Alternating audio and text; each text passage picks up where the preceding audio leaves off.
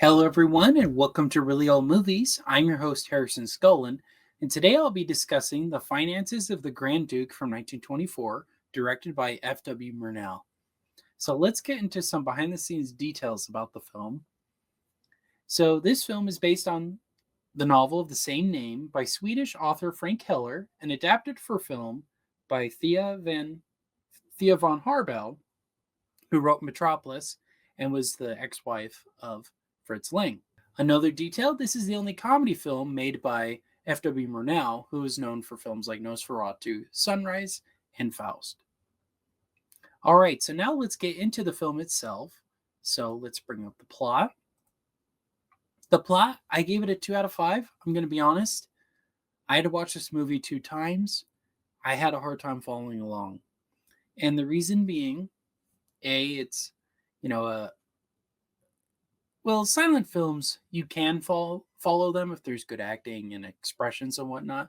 This has some, but the problem I had was there was a lot of title cards, and it's divided up into chapters, the film is, and there's like new actors and all of that. And I'll be honest, I had a hard time keeping up with who is who, what was going on. It's like, wait, who's this character again? Who's that again? I had a hard time keeping up with that. And so that's why I gave it a 2 out of 5. I don't know if the book is like this at all. And it's just so surprising. Now, this is before Metropolis for sure, but it's just interesting how this film is very drastically different. In my opinion, a little convoluted, hard to follow. But yeah, that's why I gave it a 2, was just how hard it was to follow along. All right, let's move on to the acting. The acting, I'm going to be honest, I also gave it a 2 out of 5. I really couldn't tell people apart from each other. I mean, it was cool seeing ones I know from other films, like Emil Jannings, who's in Last Laugh. You got Max Schreck, and who's Nosferatu, right? But the only actor I could really kind of follow along with and kind of know what was going on with was the Duke. So, okay, that's good. He's the main character. But yeah, it was just hard. There's so many people to keep up with, so many things. I wish it was kind of condensed a bit to where we only had to follow a couple. There's just way too many, in my opinion, to keep track of. So I was lost. And I watched it twice.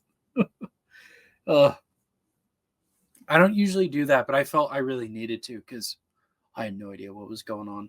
And even after the second time, I was like, yeah. But anyway, those are my thoughts on the acting. Let's move on to directing. So the directing, I gave it a 2.5 out of 5. Look, F.W. Murnau, he can make movies. He knew what he was doing.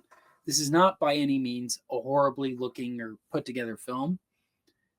But I really do think his forte is horror films, more dramatic films like Faust, Nosferatu, Sunrise, Last Laugh. Those are more of his forte.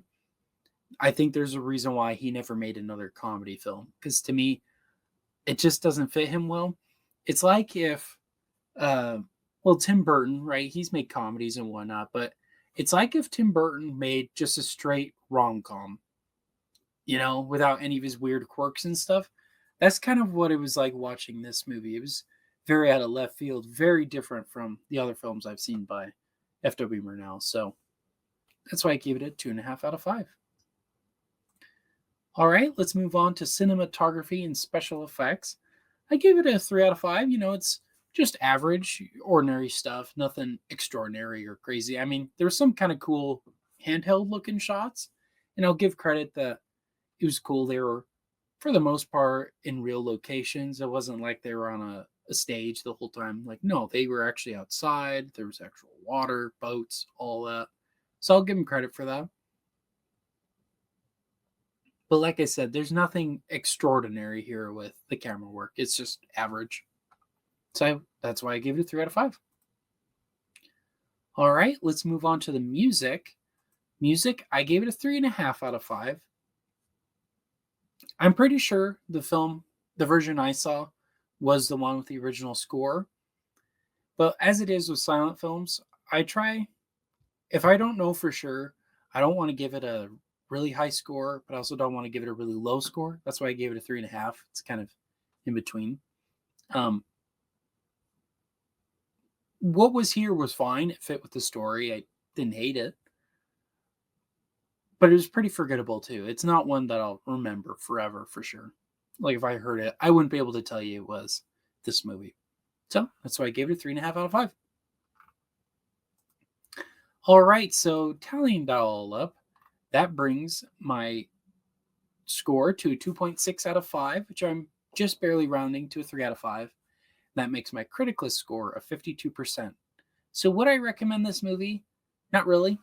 I think F.W. Murnau had better films, especially Faust. I love Faust. And almost said Last Jedi. Last Laugh, I think is a great film too. This is not his forte. There's a reason why he never made another comedy. He made the right decision to not make another one. Doesn't mean other films don't have comedic elements. Like Last Laugh has definitely some funny moments, but it's a pretty serious film for the most part. All right, and so with that, let's talk a little bit about my critic list score on it. There's no graphic language in it, very tame. There's a bit of violence, just your average fighting and shooting and whatnot, but no like gore or anything like that. There's no nudity or sexual content, just kissing, normal stuff. No political bias that I could tell, because you could easily see this as like a film making fun of the Russian Revolution. That just happened about 20 years before this movie, so or I guess 10, a little bit before this movie. It's kind of a talking about that, but only if you're looking for it. I don't know for sure. All right. Is it family friendly? It's family friendly in the sense of there's nothing offensive about it.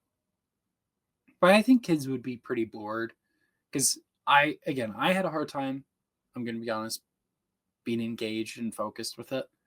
I was pretty bored. So I can't imagine a kid would enjoy it that much better. And so entertainment value wise, not really. It's just kind of all over the place, kind of strange. I definitely do not recommend this movie.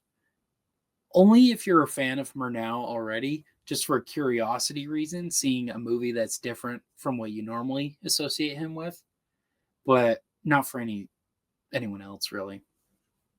So, those are my thoughts overall on